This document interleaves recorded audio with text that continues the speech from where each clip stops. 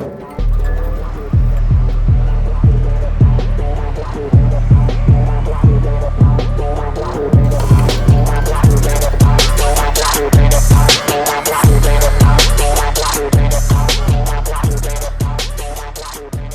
everybody, welcome to Common People. I'm Darren McGarvey, and this is going to be the second audio recording of Trauma Industrial Complex at this year's Edinburgh Fringe. And my guest is comedian, author, all-round belter, Janey Godley. And this was an event that I was really looking forward to, particularly because trauma is always such a self-serious, grim discussion. Particularly the lived experience portion of it, where you know the model. A lived experience comes onto a stage. They talk about the sad things that happened in their life, how they overcame it, and then all the people at the conference clap and they're very inspired, and then they go back to their workplaces thinking that listening to one person's serious individual story is the key to unlocking decades of systemic problems that contribute to trauma. But one of the features of those discussions is their kind of grim tone, when actually people who have experienced trauma, they know that one of the ways they discharge that is through laughter and levity. You often hear people talking about having a dark sense of humour, or finding things funny that other people would find shocking. And really, nobody puts that across more effectively than Janey. She was running late that day because of traffic and the fact that Edinburgh's very busy at the Fringe. So I actually ended up having to do my attempt at stand-up. So I gave it a go with some jokes that I've tried out at the Fringe before, and some stuff I came up with on the spot, freestyle comedy. I'll be interested to know what you think. The discussion covers lots of different topics, but as you hear from the dynamic, Janey is very comfortable on stage, very comfortable holding the audience. So the challenge for me really was to kind of fall back a little bit and be comfortable with her, sometimes leading the conversation, but at the same time I quite like the challenge of trying to get back into the conversation and get a little laugh from the audience myself. We discuss her life, we discuss her health, which she's been very open and public about. And we also discuss what it's like for her when she's been so public about a lot of adversity she's faced, and what it was like for her when she faced a very big public backlash a couple of years ago as a result of historic comments that she made that were not very clever, that resurfaced when she became the face of a public health campaign during COVID. So it was a conversation with a lot of interesting dynamics. I hope that you enjoy it. I hope that you enjoyed the last episode. If you haven't heard it, go and check it now. It's the one where we just get the ball on deck. What is trauma? What is lived experience? What's the value of sharing our stories? What are the risks associated with mass self-diagnosis of trauma? Featuring Suzanne Zedick and James Docherty. So you can go and check that too. Thanks for all your support, guys. And I hope that you are well. Take it easy. Ciao. Just wanted to start the show by saying, when it comes to trauma, truly healed people sicken me. You know, the suspect, earnest ways. The sincerity of the eye contact. How they bend themselves like flowers trying to locate the sun just to maintain it. It's fucking weird, isn't it? I despise that sort of quiet confidence that they exhibit and the uncertain embrace of life. An embrace which almost certainly will last about 3 or 4 seconds longer than is comfortable. My name is Darren McGarvey, and a lot of people say that I'm arrogant, but they are fucking idiots. A lot of people say that I'm egotistical, but when you consider how talented I am, I think it's obvious that my false humility is in fact perfectly pitched.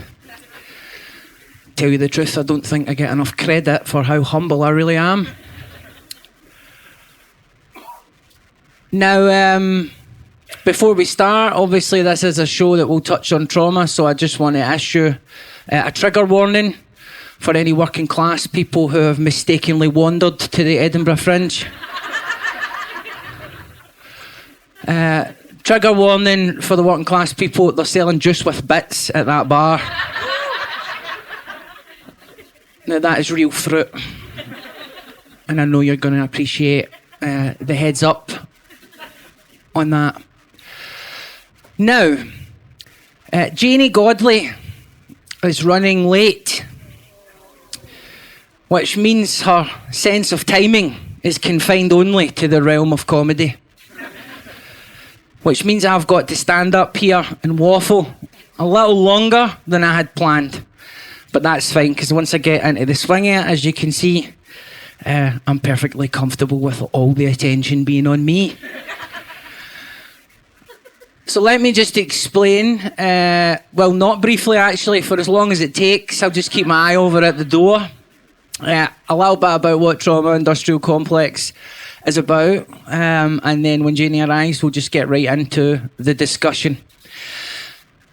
Many years ago, I wrote a book called Poverty Safari, and it wasn't just about my own life. It was a book about community. It was a book about local politics. It was a book about class dynamics between decision makers and people on the receiving end of those decisions.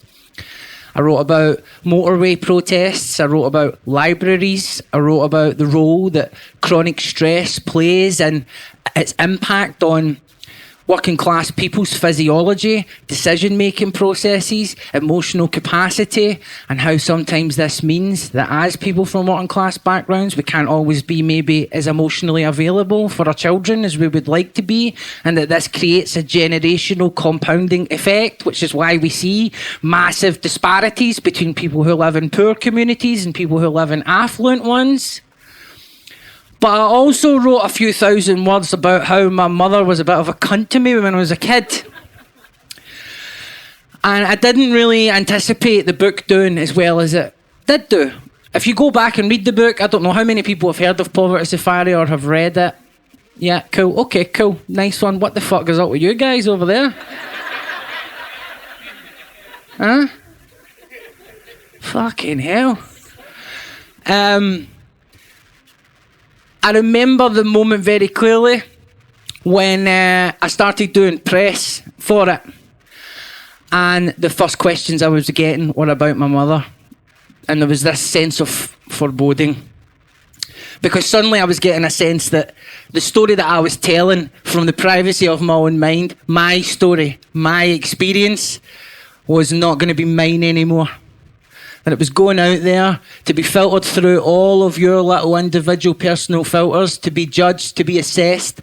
But also, I had a strong sense, not soon after, that other people were connected to my story and that they weren't as comfortable with me telling it, the way that I told it, and even in some cases didn't even agree that some of that story even happened.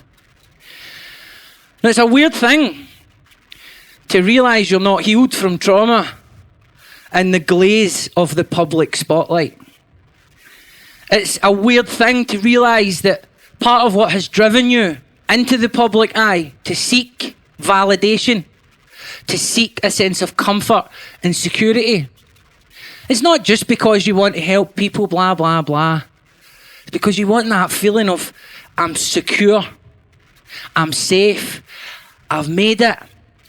And all those people that didn't want me to make it, get it right fucking up you.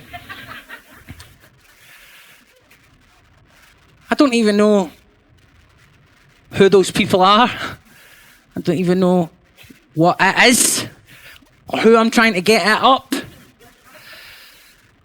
But that's what goes through my mind. That doesn't sound terribly healed, does it? Now, on any given day, if you find yourself, lucky or unlucky enough, as I have done, and increasing numbers of people will do, as this lived experience phenomenon really takes off in all sectors of public life, in all sectors of media, you're going to find, at some point, the pressure of discovering that you're not healed under the glare of the public eye is going to lead to some messy, murky business. And suddenly there's going to be a lot of eyes on this lived experience phenomenon. What protocols and safeguarding was in place to ascertain whether a person was fit to tell their story so publicly. What sort of safeguarding was done to ascertain the veracity of their story.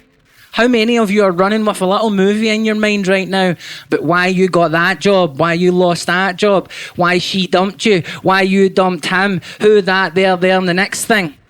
How much of that story is true? How much of that story is a story we tell ourselves to make meaning of our lives?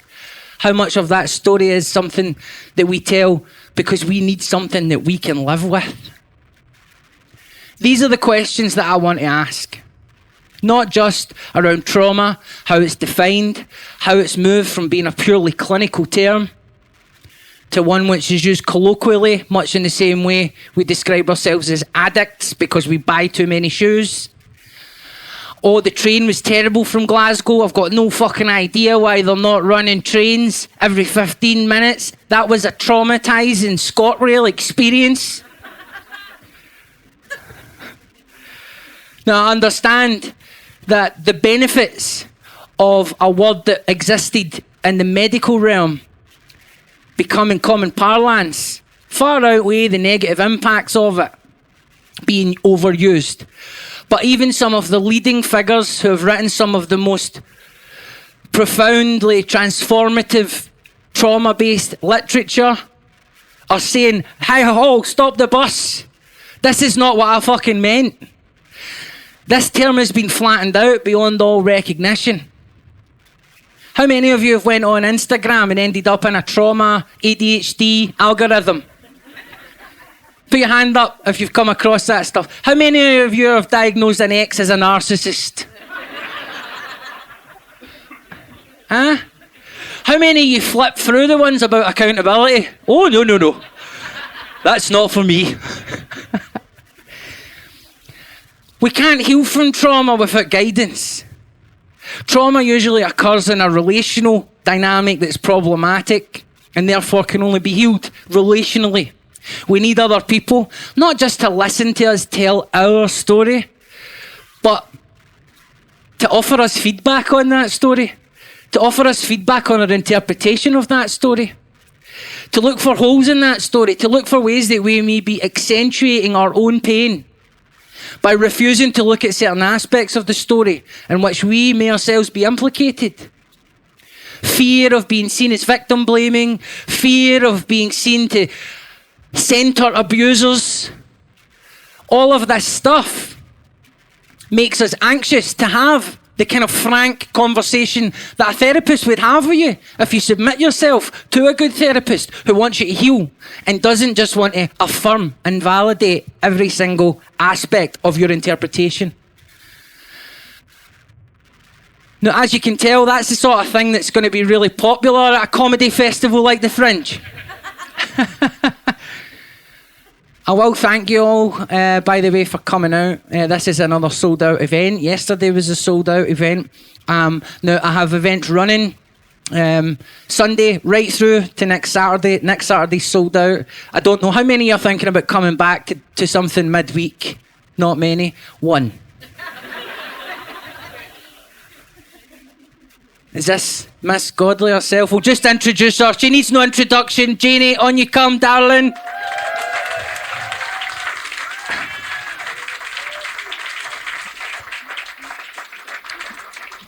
I did make an honest attempt at comedy there, didn't I, guys? How are you? Oh, good. to see you, mate. Carry on. I know. A traumatic journey. Aye. And otherwise, just as soon as you go to get the car, the phone, are you here yet? Fuck off! No, you. No, I know. Nice to see you, Janey. Thanks, everybody. 2 accidents and then a breakdown right on the M8. You know, we're here, so, you know, we're alive. That's what's important. You try and temper that thing where, fuck, people might be dead. Fuck! That yeah, thing. aye, because it's like, it really is all just about me when it comes down to it. And then my husband with autism going, text him again, tell him again. I was like, oh, he really doesn't need that much information. And then people getting down the hard shoulder, where the fuck's he gone? I'm like, well, I'm glad you've made it. It's nice to see you. I can't see everybody. Let me have a wee stand up and see. Can you put the lights up a wee bit just so as I can get the shape of the room? Yeah, because I don't even know where the fuck I came in. Thank you, everybody. Well, how I wanted to kind of kick things off, and you can feel free to disclose as much or as little as you like, because that should be the common courtesy of anybody interviewing anybody on a personal level, is first to say, just be comfortable, don't feel pressure. But how are you health-wise? How are you getting on? It's it's a really good question, because there's people in this room with cancer just now and recovering and living with. So it's an ever-changing situation. The cancer has now moved on to bits of my colon, which means it can't stretch as much. So I've been in the hospital for a couple of weeks off and on. I don't always tell everybody because people are like, is she dead? So yeah, it's as you know, disclosing information is trying to be transparent, but also be very aware there's people living with what I'm living with. And I don't want them going, oh, fuck, is that what I've got to look forward to? Because I did that when people had ovarian cancer. And I was like, so is this what I've got to look forward to? But I'm in this new chemo, and it's called the Red Death, because you should always give a chemo a good name. And it's affected my voice, as you can tell.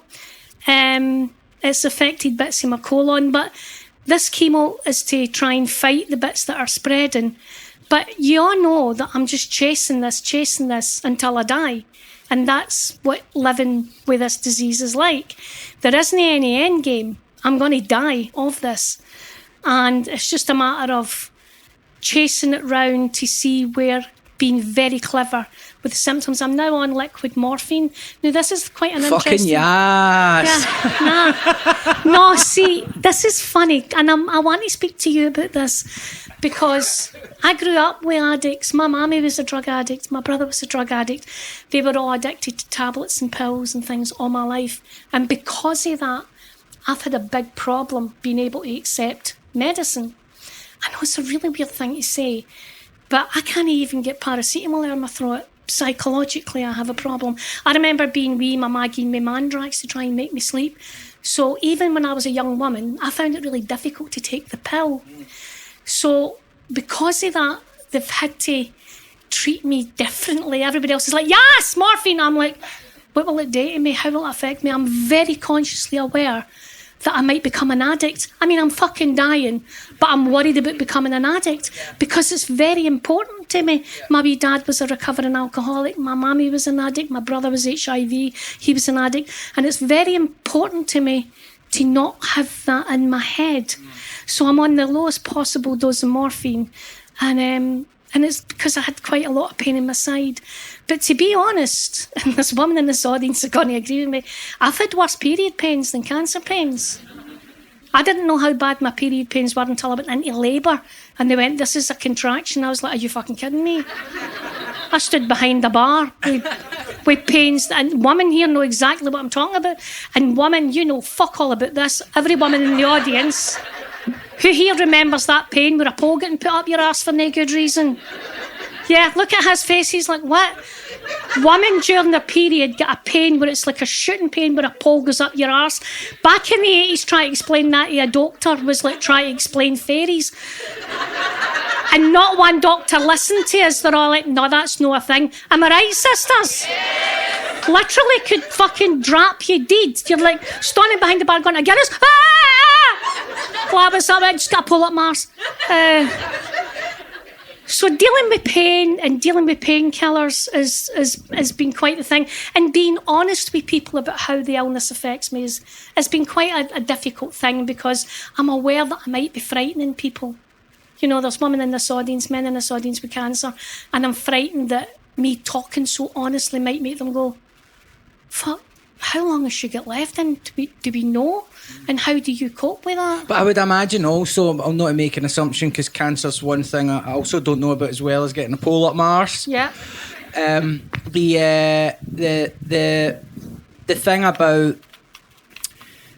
about hearing someone else talking about something that you yourself are experiencing or have experienced, 9 times out of 10 is probably a source of immense comfort. Yes, there is an immense comfort in it as well. But a lot of pressure on you, because you're also thinking you're in some way obligated to other people who are actually choosing to put themselves in the path of whatever you say, but somehow you are still taking that extra responsibility really good way. on yourself. And people stop you in the street, and I know that you can't help it, and I love you, but when they come up and I'm standing outside the Beats and Cancer, you're like, how are you doing?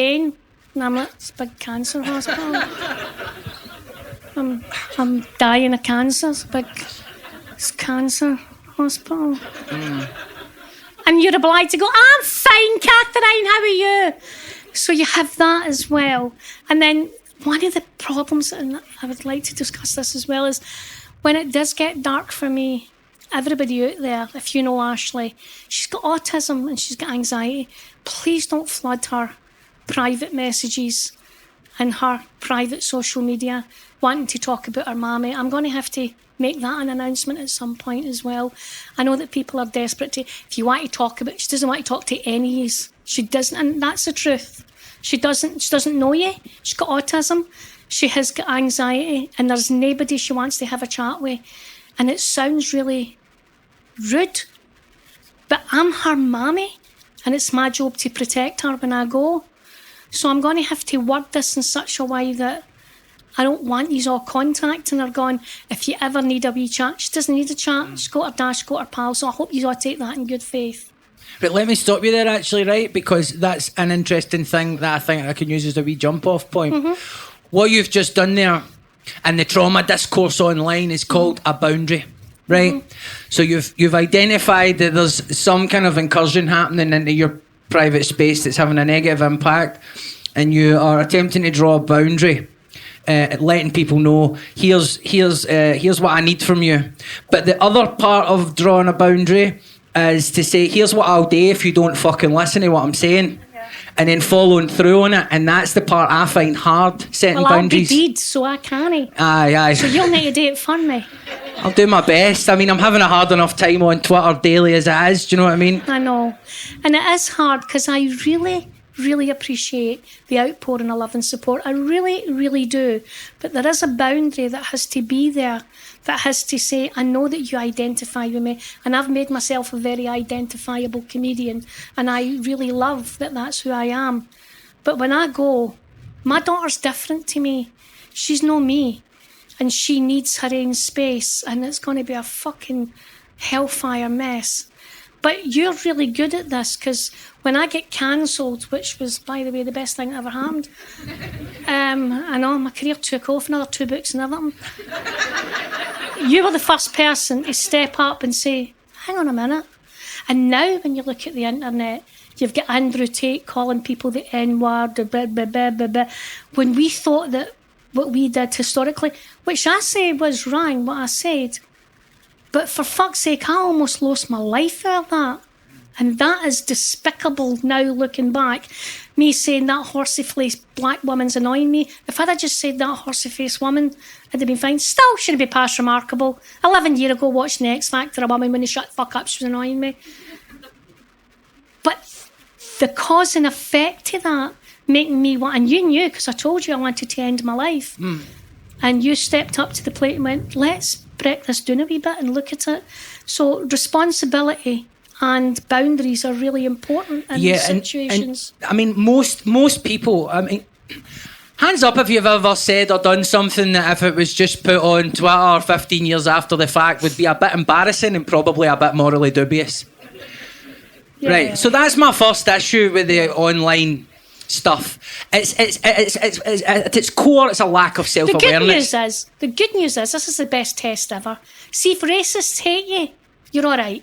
That's what I've discovered. It's a good bar to clear. Racists fucking hate me. So see, when I go, I actually spent a couple of days going, am I a racist? And I think we all are a wee bit racist. I genuinely think we all have a wee bit of it that You choose to talk about this in my show. Yeah. No, I think that there is... There's going to be a journalist out there. The first question they're going to ask me is... Are you racist? Do you agree with Janey Godley that everybody's a bit racist? No. I think what I'm saying is they have a discourse in our head that is worth exploring as your own inner monologue. And I actually spent a couple of days going... Do I really not want people of colour living near me? I live in the West End beside a mosque. Do I really not like people of colour? Do I really believe that people of colour are less? And I was like, no, I've never thought that. I used to bring Ashley to every festival and we'd go on the anti-fash march all the time. There's never been a point in my life where I've went, nah, they're less than me. Never. And then when you realise the racists hate you, you're like, oh, thank fuck. So, yeah. I guess one of the sides of being in the public eye that maybe people who've maybe thought about how fun it would be or what perks might come of it maybe haven't considered is, particularly in the current environment, which I foresee stretching on forever now because of social media, maybe our sense of freedom will change or whatever, will not be so uptight. Everybody will go through an experience of cancellation and therefore afford other people a wee bit of grace and a wee bit of empathy. But ultimately, one of the things I struggle with, and I believe it is rooted in my trauma, is pretty much before I say anything now, online, in an interview, anytime I do media, I immediately brace myself for immediate consequences. Yeah. Some kind of shame, humiliation. Yeah, well, I'm dying, so I don't give a fuck now. It must be tremendously liberating. Brilliant. I'm like, say what you want when I'm dead, get it up, yeah. Yeah. See, I'm not dying. I'm not, at least I don't think I am. I mean, I know we all are today, just fucking meat being shoveled into a grave at the end of the day, but... I hate to tell you, but the reason we're here today... Yeah. It's an intervention. But yeah, it's a really difficult thing when... and when you're discussing... I mean, we're right in the middle of Tommy Robinson sitting in Spain telling people, as I like to call them, the Witherspoon Wild Geese Gang... You ever seen that film, Wild Geese? I was like, have you got to burn the fucking bins to teach how to keep the wains safe? I'm like, fucking hell, Tom, fair fucks to you.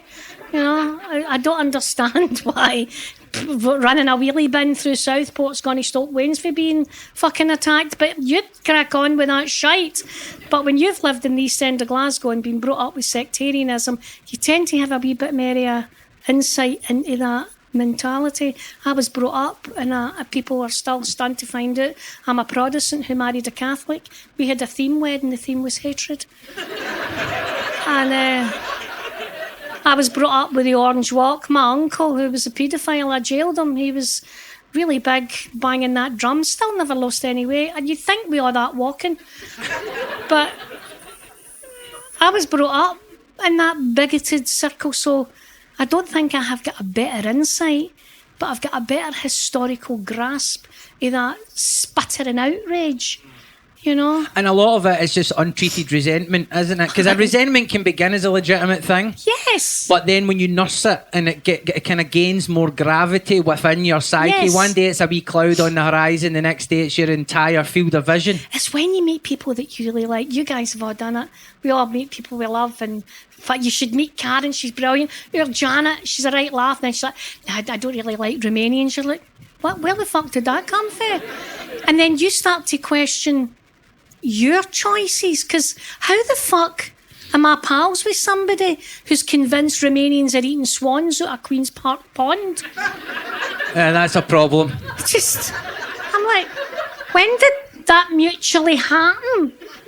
When did us gone feel like Steely Dan to you convinced that Romanians are eating swans?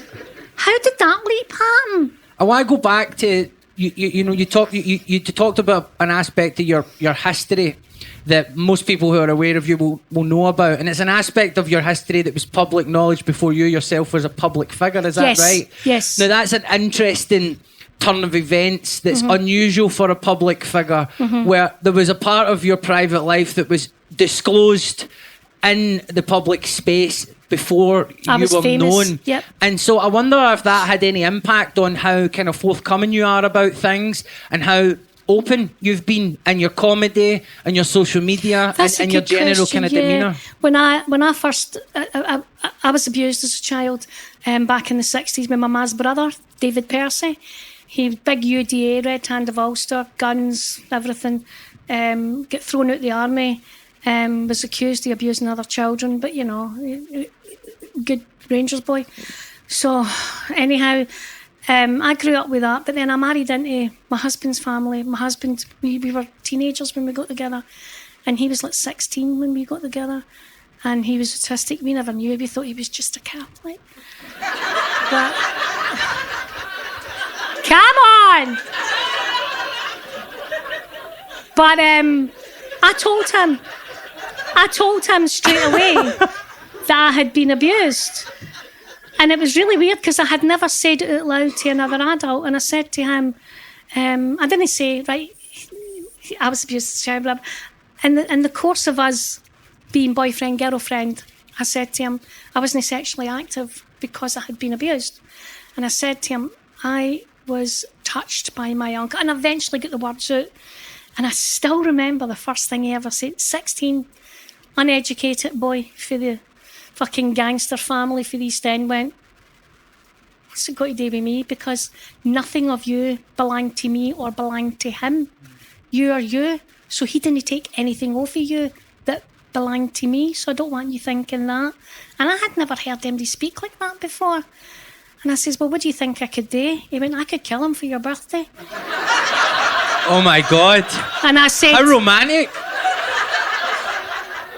And I said, I would just like a pair of kickers. And he said, what we can do is when you're ready, you can jail him. And it became a big problem in his family because it's 7 sons. And they're all like, the old day, the bastard. And I remember my man saying to me, don't listen to any of them. This has to be you. You don't need men to solve this problem because men are the problem here. So what you need to do is solve this problem so that you'll get long-term satisfaction for this fucking boy. And we went to the police office. I remember that I did an interview about it because I saw a woman in the newspapers in the early 90s saying she'd been abused and they blacked out her face. And I got really angry. I says, why are they blacking out her face? She's not the bad person. He's the bad person. So I went to the press, never forget it, Maggie Barry, the journalist, went, I want to do an interview about being abused and I want my picture and I don't want to be ashamed. So she said, you can go to the police. And so I did. And my husband and my sister, who also was abused, we went. And the police says, is this cunt going to reach court? You're like, aye. And they got him. And they caught him. And we got a result. I mean, fuck knows how. Back in the 90s, both me and my poor sister, who had a terrible time with what that man put us through. He didn't just sexually abuse us. He beat me up twice and he put a gun in my mouth once. This man was a fucking monster. And he only got like 2 or 3 years in jail. And I know a lot of people are angry about that. But I cannot tell you the relief is standing in a court and hearing guilty, guilty, guilty, guilty in all charges. It changed my life. Yeah. Changed it. And that's an important thing for us to know, the specifics there. But the mechanics of how you heal from trauma or begin healing from trauma. The first part of it is what happened being acknowledged, your feelings being acknowledged, the thing that actually did occur was validated. Being seen, And it really is like a painkiller, isn't it? Oh my God, it was. I remember the day before, I didn't have any really good pals back then, and I was just kind of on my own. It was just me and him and the Wayne, and this was like 1996. And I remember sitting in that bedroom in Great Western Road going, if I go to court tomorrow and he gets found not guilty, I think I'm going to kill myself. Because I couldn't see how I could overcome that. My auntie and all that, none of them have ever spoke to me before.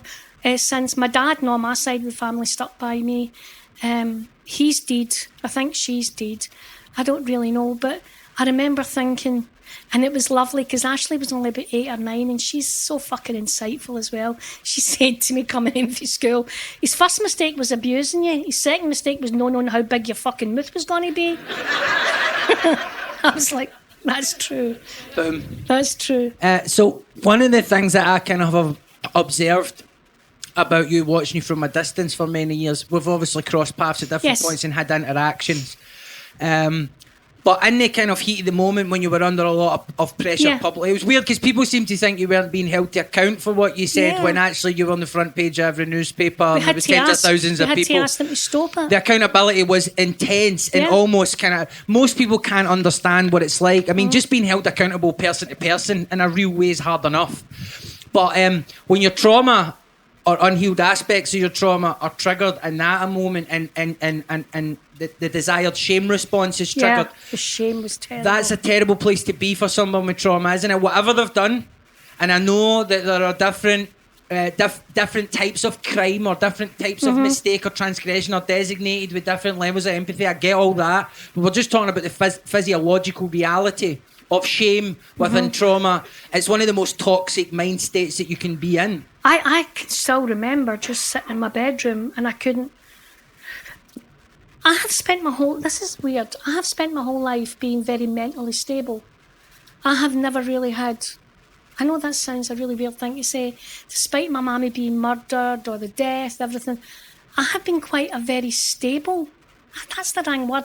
I've been very good at coping with mental health. I never done drugs. I never done smack. I never done pills. I smoked a bit of weed occasionally. I wasn't a heavy drinker. I wasn't promiscuous. Not that any of these things are bad, but these are the things that are normally labelled to people who have got historical abuse in their past and background. I was always very, very...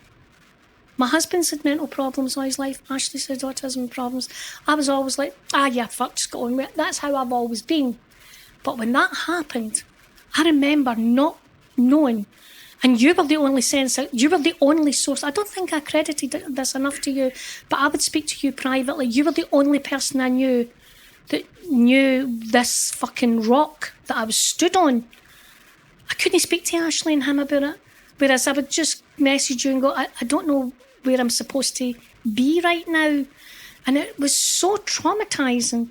I mean, being told I had cancer was less traumatising, you know? Pardon me. And that came shortly after that experience, didn't it? Very quickly. And then you had to go through people saying you were lying about the cancer as a sort you know of how way. you sell, that's the first thing you do. I mean, talk about getting in one hand, getting validated for something that's going on, seeing an abuser go down. And then on the other hand, the absolute inversion of that, where you actually have cancer and people are saying, no, you don't. I know. I get weird. Still, I get like there's a wee stalker man called Mr. Toryman 1979 who trolls me all the time. He talks about how dirty my house is. I mean, do you remember you used to have the green lady come around to check your house was clean back in the olden days? I think that's his job, and he's obsessed with my house, what size my house is, how I eat, and I bought a car because I could get a mobility car, but because when I die, the car gets taken back off them, I just bought the car outright, and they doxed me through the Social Security to see if I had bought the car through mobility, which I hadn't, and I don't know why the fuck it would matter anyhow, but imagine me buying a motor through mobility, then me dying and them getting the motor taken off them. They're like, not only is your wife dead, but gives the motor back.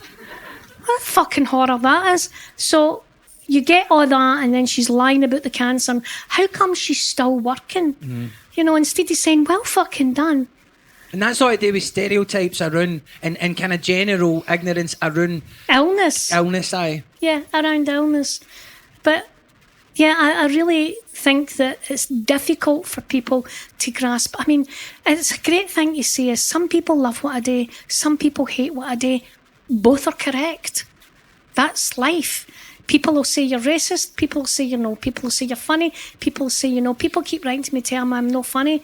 I'm like, I don't know what to say to that. It's like saying you don't grow hair. No, I do. You don't, because you're a baldy cunt. But I always have to argue back. Well, that's one of the other things I've observed about you, and I think one of the reasons that I contacted you when I did, and one of the reasons I did the video, because I had been in communication with some people kind of in our game, who were feeling a similar sense of anxiety about where it was heading for you. But I very quickly realised I'm the one that's going to have to come out and actually say something. And you did, thank you. Big cheer for Darren. It's okay, it's Come okay. On. He stepped up when everybody else stepped back. And it certainly wasn't because I wanted the attention. No, I know. That's a misconception about me. I'm an introvert. I don't like the attention. No, I knew why you were doing it. You were scared for me. Aye, exactly. So it was like, and I was trying to kind of make it safe for other people to kind of Say we express make that. mistakes, Look, okay, mistakes have happened. It's been acknowledged that these words were poorly chosen. It's been acknowledged these words are out of time now, like most words that were said. Some of them were right. Did you know that? See, when I Don't do it, Janey. I'm going to do it. Don't do it, Janey. I'm doing it. Justin Bieber, why are they letting him hang about with other rappers? That wee boy, that's terrible. Turns out I was right. Yeah, aye. There was some bits I was right about. Aye, and I like that. I like how the ego's trying to rebuild itself. I was right. Leave fucking Wayne's out of parties with old rappers. Leave them to the side. Oh, P. Diddy you're talking about? No, Justin Bieber as well. They dragged that wee boy to all the fucking parties now. Aye, but Puff Daddy parties. And P. Diddy as well. Aye. That fucking P. Diddy, I know. Aye. Up that tune. The thing I wanted to get to was similar to me. A thing I've observed in you is 10,000 people could tweet you going like that. Best thing since sliced bread. Sun is shining out your arse, whether or not there's a pole up it. Yeah. Right? And you will quote tweet the one person who says Janey Godley is a cunt, and then you will reply to that. Aye, I want to fight. And then that will... Aye. What is it about people for certain backgrounds? I'm a fucking Glasgow woman. Aye, but I do that and all, and I've tried to stop doing it because what I Ashley realise... comes running through. Aye. She's came off Twitter, but she keeps a wee eye. And she'll come running through and go, I'll take your Netflix number off you if you don't. Or she'll phone me up and go, delete that now. I'm like... But I'm right. She's like, who gives a fuck? So you've managed to pass on to her something that you... Canny day. Aye. And it's interesting because I personally find it as fun and validating. You get that kind of rush of conflict. Like, nothing sharpens up my faculties like a conflict. Oh, aye. It's an immense high to be I've like, been right, you're fucking going ahead, since aye. 1960 fucking one. Aye, but there is a cost Aye, of course to getting there is. into that kind of adrenalised headspace. And I always feel a sense of regret after it. But here's the thing. It's good when you're facing a long-term illness because that wee chippy fucking bit, I'm like, no, fuck you. I won't have... No. Yeah. So there's a wee bit of that. And although I don't like the language surrounding cancer, like you're battling it, you're fighting it, you're strong, all that's all shite. You're at the mercy of chemicals. But I like my wee chippy bit. I want to die being argumentative. I don't want to finally lie down and go, maybe you're right, maybe I'm no funny. No! Okay, I can respect that because that's a unique vantage point that you're viewing that behaviour through because of where. Oh, where I you're know at. that I'm wrong. I know that I do a lot wrong. How would I had just mentioned there some people laugh, but it's true. I'm an introvert, but people wouldn't expect. I am too. So there's nothing I like more than like immediately after this. I don't want to talk to anyone. I'm going to go straight up the hall into the green room. I'm going to keep looking out the window until enough of you have gone. And then I'm going to run for the train. I'm going to run for the train and I'm going to be hiding on the train. Do you want to lift back? If the motorways are clear, do you know what I mean? If the motorways are clear. I'm actually a lot of people know this of me and I'm as loud as fuck here, but I'm actually quite shy. If we go to a party, you've done this, we go to events where we have to sit at a table and it's a chicken dinner and then a thing. And then we have to get up and talk. And it's rude not to sit with the people. You have to sit with the people. The fucking Lord Provost or something. Yeah. And You're this ready, sounds man. terrible. But then you sit there and then people feel the need. And because I've got old and I've got cancer now, I don't give a fuck. Because I'll be sitting there and then they'll go, so what made you take up comedy? I went, I've got cancer and I'm dying soon. I don't want to talk about it, thanks. I don't want to be interviewed by Sharon for accounts. I'm sorry. I just don't. I don't want to do it anymore. And then I just go, and they're like, is comedy a real job? I was like, no. So what made you think you could do it? I don't know. I don't even know why I'm here. And then he's just, when I'm out and I'm with my best pals, Monica, Elaine, Shirley, you've seen all my pals online. They all know I'm the shyest, but I'm the most boring, shyest cunt at any party. And people always go, Jenny's an A laugh! No, I'm not. No, I'm not. And don't give me a cold sausage roll. But people would find that hard to understand because there is such a distance between a public persona and a private self. Because obviously part of our kind of brand, if you will, is authenticity. Yes. So then it's like, well, how can you be an introvert when you're confident enough to go on a stage or you're confident enough to say your opinion? So how do we explain that to people that somebody in the public I love being can... around kids more than anything. I love kids. I love painting. Oh, fuck that, man. I love wings. My own kids, aye. Other people's kids. I love other people's kids. I love kids. I'm great with kids. I've always been good with kids. I'm the auntie. I do a great thing with my nieces and nephews, and they've all grown up now, but I used to do that. Going into Auntie Janey's handbag and get her out her phone or I'll snip your wee fucking fingers off. And they'd go, date to me, Auntie Janey. I was like, right, going into the kitchen, get Auntie Janey a drink of water. I'm going to jam your wee fucking fat toes in the door. Wayne's love that. They're like... Jenny, date me. And I'm like, go and make Auntie Jenny a cup of tea. I'm going to hit you in the head with a wee hammer. My fucking nieces and nephews love me. I'm the crazy auntie and I love Wayne's and I love painting and I love solitary subjects. And they can all sit in the living room and watch telly, but they don't. We all have our own space. And I like nothing better than going into the room and listening to an audiobook. I enjoy my own space, and I think that's been a thing for the pub because the bar separates me from the customers. So I had behind the bar, I had that space. On stage, I have this space. When I'm writing books, I have this space. So I enjoy my own space and I enjoy my own company an awful lot.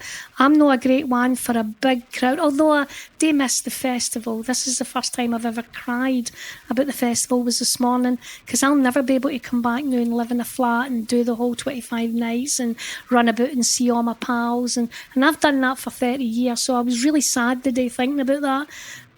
And Ashley and my man are like, nah, fuck, they fucking hated it. They're like, I'm like, I loved it. So there's bits that I miss, but I do like my own space as well.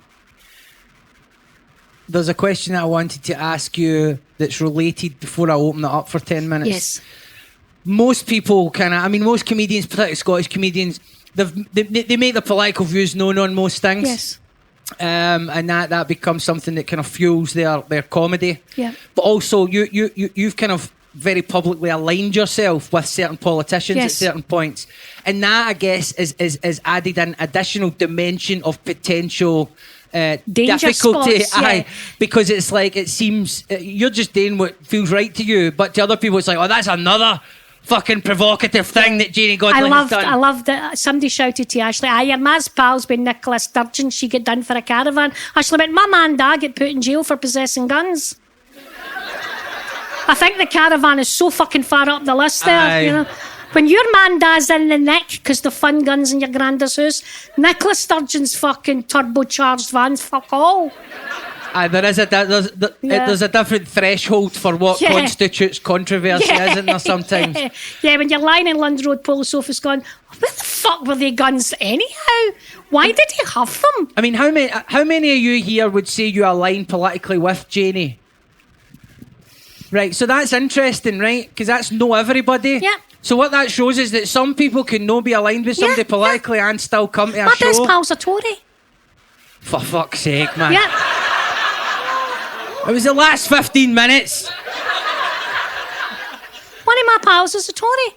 We don't analytically, but I fucking love her, and she's been a great source of comfort and love to me, and I just adore her. But we politically do not align, and I think that's a great testimony to any character that my husband gets really upset when I go, oh fuck, no, they're a Tory. He's like, why are you saying this? Why are you being like this? That's like saying, oh, they're a Catholic, or they're a Muslim, or they're a... Stop that. And so years for years, you know, we've done that. So yeah, one of my pals is a Tory. Spoke to her this morning, her and I just don't talk politics. I was like, shut the fuck up! And she's like, you shut the fuck up. But I love her, and she's been a great source of comfort to me. And how is Ruth? She's great. It's not Ruth. She's a lawyer, no, and it's no Nicola either. So, because she's not a Tory. So, It's always handy to have a lawyer on hand, I find, these days.